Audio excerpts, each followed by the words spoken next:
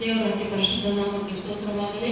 ಸೇರಿ ಬಂದಿರುವ ನಿಮ್ಮೆಲ್ಲರಿಗೂ ತಂದೆ, ಕುಮಾರ, ಪರಿಶುದ್ಧ ಆತ್ಮ ತ್ರಯೇಕ ದೇವರ ನಾಮದಲ್ಲಿ ನನ್ನ ವಂದನೆಗಳು. ದೇವರಿಗೆ ಸ್ತೋತ್ರ. ಸ್ಪೀಕರ್ ನನ್ನ ಕಡೆ ಇದೆ. ನಮ್ಮ ದೇವರು ಎಂಥ ದೇವರು? ನಂಬಿಗಸ್ತನಾದ ದೇವರು. ಹಲ್ಲೆಲೂಯಾ.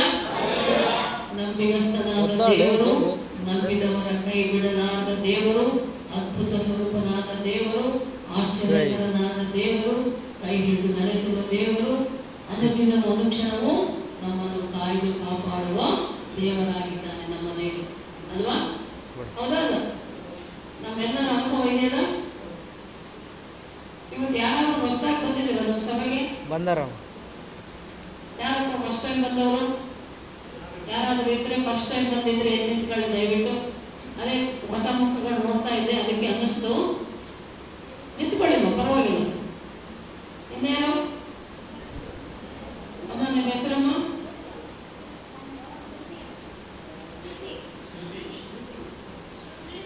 ಶ್ರುತಿ.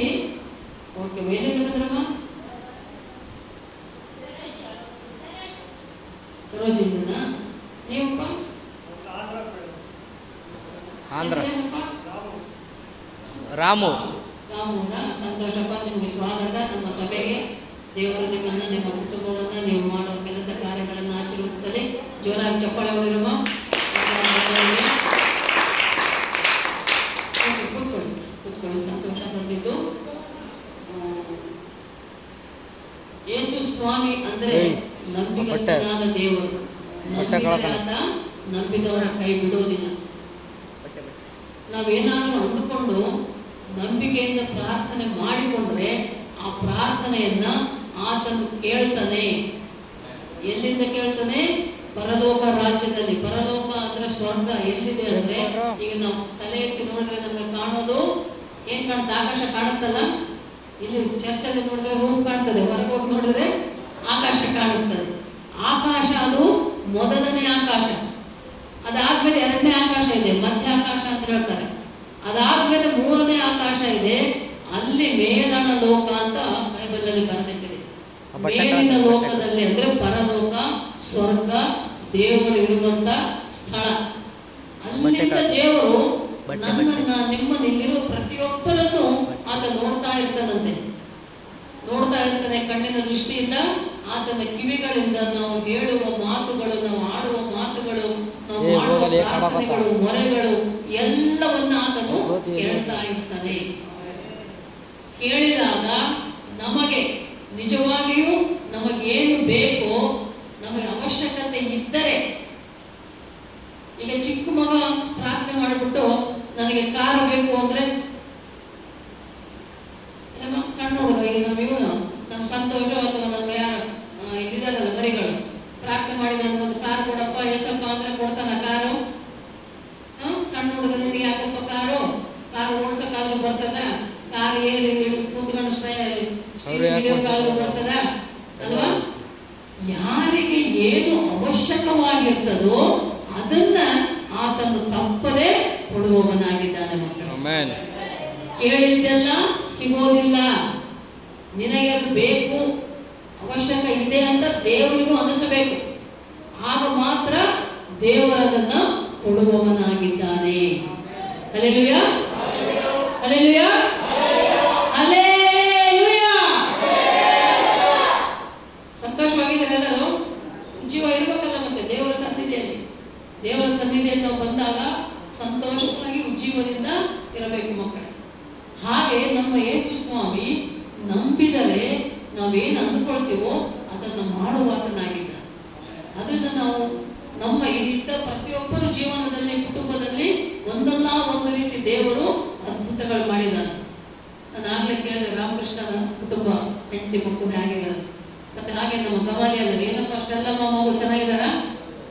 ಮಗಳು 2-3 ದಿನ ಆಸ್ಪತ್ರೆ ಅಡ್ಮಿಟ್ ಆದರೂ ಕೂಡ ಡೆಲಿವರಿ ಆಗಿಲ್ಲ, ನೋವುಗಳು ಸರಿಯಾಗಿ ಬಂದಿಲ್ಲ. ಮಕ್ಕಳು ಇಲ್ಲಿಂದ ನಮಗೆ ಫೋನ್ ಮಾಡಿ ಮಾತಾಡಿದ್ರು. ಫೋನಲ್ಲಿ ಪ್ರಾರ್ಥನೆ ಮಾಡಿದೆ, ಹೇಳಿದೆ ನಾನು ಏನಾಗಲ್ಲ ಮಗ, ಆದಷ್ಟು ಬೇಗ ಆಗ್ತದೆ, ತಾಯಿ ಮಗು ಆರಾಮಾಗಿರ್ತಾರೆ ಅಂತ ಪ್ರಾರ್ಥನೆ ಮಾಡಿವಲ್ಲಪ್ಪ. ಗಮನೇನು ಪ್ರಾರ್ಥನೆ ಮಾಡಿದ ನೆಕ್ಸ್ಟ್ ಡೇನೇ ಅಲ್ವಾ ನಾರ್ಮಲ್ ಡೆಲಿವರಿ. ನೋಡಿ, ಈ ಕಾಲದಲ್ಲಿ ಸಾಮಾನ್ಯವಾಗಿ ನಾರ್ಮಲ್ ಡೆಲಿವರಿಗಳೇ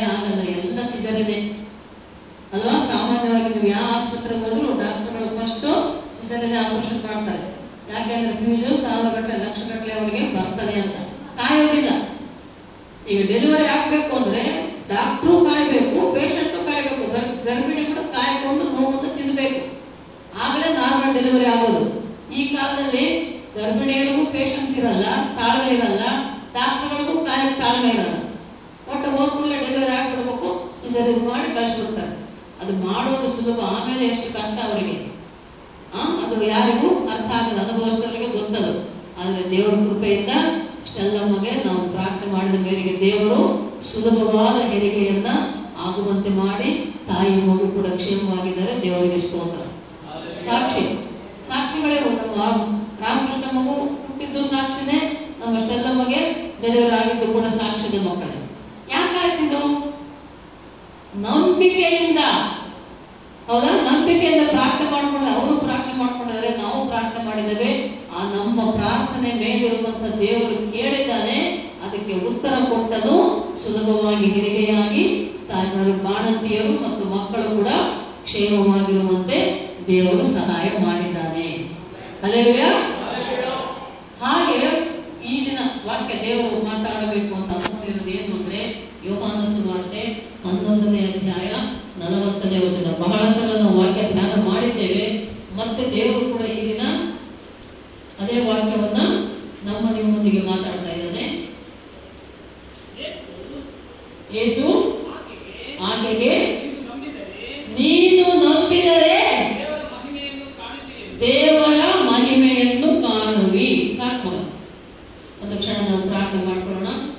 ಹಾಲೆಲೂಯಾ, ಹಾಲೆಲೂಯಾ, ಹಾಲೆಲೂಯಾ. ಸ್ತೋತ್ರ ದೇವ, ವಂದನೆ ಸ್ವಾಮಿ. ಅಪ್ಪ ಸರ್ವಶಕ್ತನೇ, ಸರ್ವೋನ್ನತನೇ, ಸರ್ವಾಧಿಕಾರಿಯಾಗಿರುವ ದೇವ, ನನಗೆ ವಂದನೆ ಸ್ವಾಮಿ.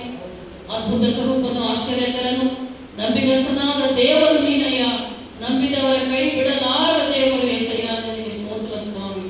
ಹೌದಪ್ಪ, ಈ ಒಂದು ನಿನ್ನ ಪುನರುತ್ಥಾನ ದಿನದಂದು, ಸಭೆಯ ದಿನದಂದು ನಿನ್ನ ಪಾದ ಸನ್ನಿಧಿಯಲ್ಲಿ ಸೇರಿ ಬಂದಿರುವ ಎಲ್ಲ ಮಕ್ಕಳನ್ನು ನಿಮ್ಮ ಕೈಗಳಿಗೆ ಒಪ್ಪಿಸಿಕೊಡ್ತಾ ಇರೋದಪ್ಪ. ವಿಶೇಷವಾಗಿ ಸಂಜೀವರಾಯನಕೋಟೆ ಗ್ರಾಮಕ್ಕಾಗಿ, ಪ್ರತಿ ಕುಟುಂಬಕ್ಕಾಗಿ, ಪ್ರತಿಯೊಬ್ಬರಿಗಾಗಿ ನಾವು ಪ್ರಾರ್ಥಿಸ್ತಾ ಇದ್ದೇವೆ ಸ್ವಾಮಿ. ಸೇರಿ ಬಂದಿರುವ ನಮ್ಮೆಲ್ಲರನ್ನು ನಿಮ್ಮ ಕೈಗಳಿಗೆ ಒಪ್ಪಿಸಿಕೊಡ್ತಾ ಇರೋದಪ್ಪ. ನೀನ ದಾಸಳಾದ ನನ್ನನ್ನು ಮರೆ ಮಾಡಿಕೊಂಡು ಅಪ್ಪ ತಂದೆ ದೇವ, ನೀವೇ ಮಾತನಾಡಿ, ನೀವೇ ಮಹಿಮೆ ಹೊಂದಬೇಕೆಂಬುದಾಗಿ ನಾದರೇತಿ ಯೇಸು ಕ್ರಿಸ್ತ ನಾಮದಲ್ಲಿ ಪ್ರಾರ್ಥಿಸಿ ಬೇಡುವಂತಿದ್ದೇವೆ ನಮ್ಮ ತಂದೆ. Amen, amen, amen. ನೋಡಿ, ಇಲ್ಲಿ ದೇವರ ವಾಕ್ಯ ಹೇಳ್ತಾ ಇದೆ, ನೀನು ನಂಬಿದರೆ ದೇವರ ಮಹಿಮೆಯನ್ನ ಕಾಣುವಿ. ದೇವರ ಮಹಿಮೆ ಅಂದ್ರೆ ದೇವರು ಮಾಡುವಂತ ಅದ್ಭುತಗಳು. ನಾವು ಮನುಷ್ಯರು ಮಾಡಲಾರದಂತ ಕಾರ್ಯಗಳನ್ನ ದೇವರು ಮಾಡ್ತಾನೆ ಮಕ್ಕಳೇ. ಮನುಷ್ಯರಿಗೆ ಅಸಾಧ್ಯ, ಆದರೆ ನಾವು ನಂಬಿದ ದೇವರಿಗೆ ಸಮಸ್ತವೂ ಸಾಧ್ಯ, ಎಲ್ಲವೂ ಸಾಧ್ಯ. ಆತ ಮಾಡದೇ ಇರೋದು ಏನೂ ಇಲ್ಲ ಅಲ್ವಾ? ಅದಕ್ಕೆ ಇಲ್ಲಿ ಒಂದು ನಾವು ವಾಕ್ಯ ನೋಡುವಾಗ, ಇದರ ಹಿಂದಿನ ವಾಕ್ಯ ಹೋದ್ರಪ್ಪ, 38, 39. ಯೋಹಾನ ಸುವಾರ್ತೆ 11ನೇ ಅಧ್ಯಾಯ 38, 39 ಹೋದ್ರೆ, ಯೇಸು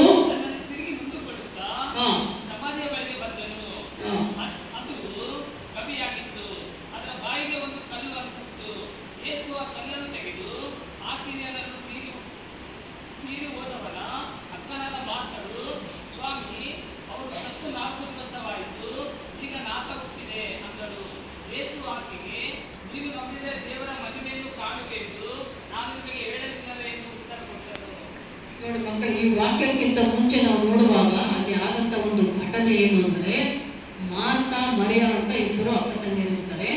ಅವರಿಗೆ ಒಬ್ಬ ತಮ್ಮ ಇರ್ತಾನೆ, ಲಾಜರಸ್ ಅವನ ಹೆಸರು. ಲಾಜರಸ್ ತೀರಿಕೊಂಡ ಅಂದ್ರೇನು, ಸತ್ತು ಹೋದ, ಮರಣ ಹೊಂದಿದ. ಅವನನ್ನು ಹೋಗಿ ಸಮಾಧಿ ಮಾಡಿಬಿಟ್ಟಿದ್ದ. ಆ ಸಮಯದಲ್ಲಿ ಯೇಸು ಸ್ವಾಮಿ ಅಲ್ಲಿ ಇರೋದಿಲ್ಲ, ಬೇರೆ ಕಡೆ ಇದ್ದರು. ಆಮೇಲೆ ಅವರಿಗೆ ಬರ್ತಾರೆ. ಬಂದಾಗ ಅಲ್ಲಿಗೆ ಲಾಜರಸ್ ಸತ್ತು ಸಮಾಧಿ ಮಾಡಲ್ಪಟ್ಟು 3 ದಿನ ಆಗೋಗಿರ್ತಾರೆ. ಅಲ್ಲಿ ಬಂದಾಗ ಅವರು ಲಾಜರಸ್ಗೆ ಯೇಸು ಸ್ವಾಮಿಗೆ ಏನು ಸಂಬಂಧ ಅಂದ್ರೆ, ಅವರು ಒಳ್ಳೆ ಫ್ರೆಂಡ್ಸ್ ಆಗಿದ್ದರಂತೆ, ಸ್ನೇಹಿತ. ಲಾಜರಸ್ಸನ್ನು ಯೇಸಪ್ಪನಿಗೆ ಫ್ರೆಂಡ್ ಆಗಿದ್ದ, ಸ್ನೇಹಿತ ಆಗಿದ್ದ. ಆ ಲಾಜರಸ್ನ ಅಕ್ಕ ತಂಗಿ ಮಾರ್ತಾ ಮರಿಯ ಅಂತ. ಅದರಲ್ಲಿ ಮರಿಯಳಿಗೆ ಯೇಸು ಸ್ವಾಮಿಯ ಮೇಲೆ ಬಹಳ ಭಕ್ತಿ, ಬಹಳ ನಂಬಿಕೆ ಇತ್ತು. ಆದರೂ ಕೂಡ ಇಲ್ಲಿ ನಾವು 39ನೇ ವಚನ ಓದಿದಾಗ ಯೇಸು ಸ್ವಾಮಿ ಬರ್ತಾನೆ. ಬಂದ ಮೇಲೆ ಲಾಜರಸ್ ತೀರಿ ಹೋಗಿದ್ದಾನೆ ಅಂತ ಕೇಳಿದಾಗ ಅಲ್ಲಿ ಎಲ್ಲಿಗೆ ಬರ್ತಾನೆ ಅಂದರೆ ಅವ್ರ ಮನೆಗೆ ಹೋಗಿ ಮನೆಯಿಂದ ನೆಕ್ಸ್ಟ್ ಸಮಾಧಿ ಹತ್ರ ಬರ್ತಾನೆ. ಎಲ್ಲಿ ಲಾಜರಸನನ್ನ ಸಮಾಧಿ ಮಾಡಿ ಇಟ್ಟಿದ್ರು ಆ ಸಮಾಧಿ ಹತ್ರ ಬರ್ತಾನೆ. ಬಂದಾಗ ಆ ಸಮಾಧಿ ಬಾಗಿಲು ತೆಗಿರಿ ಅಂತ ನೋಡಿ. ಆ ಕಾಲಕ್ಕೆ ನಿಮಗೆ ನಾವು ಕುಕ್ಕರಳ್ಳಿಯಲ್ಲಿ ಯೇಸು ಸ್ವಾಮಿ ಸಮಾಧಿ ಮಾಡಿದ ಯಾವ ರೀತಿ ಮಾಡಿದ್ರು ಅಂತ. ಆ ಕಾಲದಲ್ಲಿ ಈಗ ನಾವು ಮಣ್ಣು ಆಗೋದು ಇರ್ತೀವಲ್ಲ ಮುಂಚೆ ಆ ಥರ ಅಲ್ಲ, ಈ ಥರ ಗೋಡೆ ಥರ ಗುಡ್ಡದ ಥರ ಇರುತ್ತೆ. ಅಲ್ಲಿ ಅಗದು ಒಂಥರ ಗವಿ ಥರ ಮಾಡಿ ಅದರಲ್ಲಿ ಹೆಣವನ್ನು ಶರೀರವನ್ನು ಇಟ್ಟು ಅಡ್ಡ ಬಾಗಿಲು ಮುಚ್ತಾರೆ. ಕಲ್ಲಿನ ಬಾಗಿಲು, ದೊಡ್ಡ ದೊಡ್ಡ ಕಲ್ಲಿನ ಬಾಗಿಲು ಇರ್ತವೆ, ಅದನ್ನು ಮುಚ್ಚಿ ಇರುವಂಥ ಪದ್ಧತಿ ಆ ಕಾಲಕ್ಕೆ ಸಮಾಧಿ ಮಾಡೋ ಪದ್ಧತಿ. ಹಾಗೆ ಲಾಜರಸನನ್ನ ಇಟ್ಟಿದಂಥ ಆ ಗವಿ ಅಂತ ಪ್ರದೇಶ, ಸಮಾಧಿ ಅಂದ್ರೆ ಒಂದು ರೀತಿ ಗವಿ ಇದ್ದಂಗೆ ಒಳಗಿಟ್ಟಿರ್ತಾರೆ, ಅಡ್ಡ ದೊಡ್ಡ ಕಲ್ಲಿನ ಬಾಗಿಲು ಮುಚ್ಚಿಟ್ಟಿರ್ತಾರೆ.